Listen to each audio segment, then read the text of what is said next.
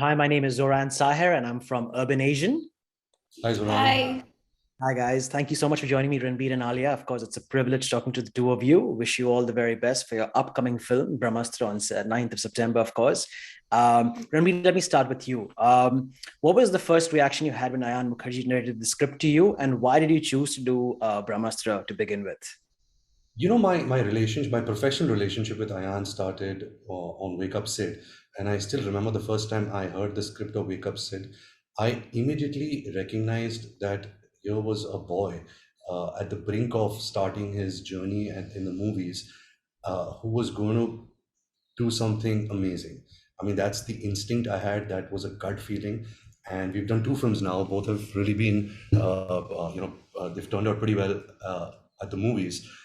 And while making Ye Jawani Hai Diwani, he had this idea of doing a film of this nature, which is Brahmastra. Of course, it was a differently titled film. The story was different, but he definitely wanted to make a film, a little fantastical film.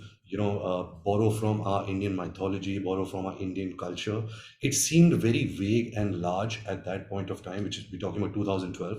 But this 10-year journey, we've really witnessed the story come alive. We've really witnessed how this, and it's not based on something, right? It's very easy to, like a Lord of the Rings or Harry Potter, when you make certain films, you take it from a book. Ayan really had to write the book, and then he had to make a movie on it. And I think that's extremely commendable. I don't think anyone has tried that in the Hindi film industry.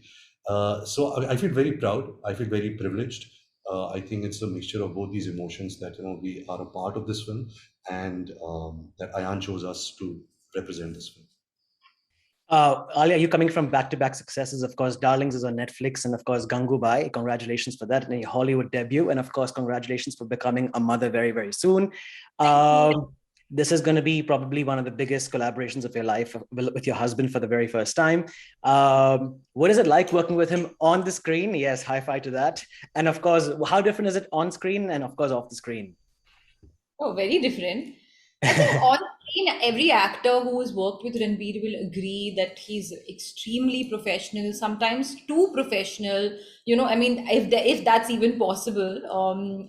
He's like almost silent. You don't even know when he arrives on set. He's extremely committed to the craft, really good like with his homework. And I am an A+ student. Like I'm like always want to be at the front of the bench and front of the class. Like I want to be most loved by the teacher. I have that kind of competitive spirit in me.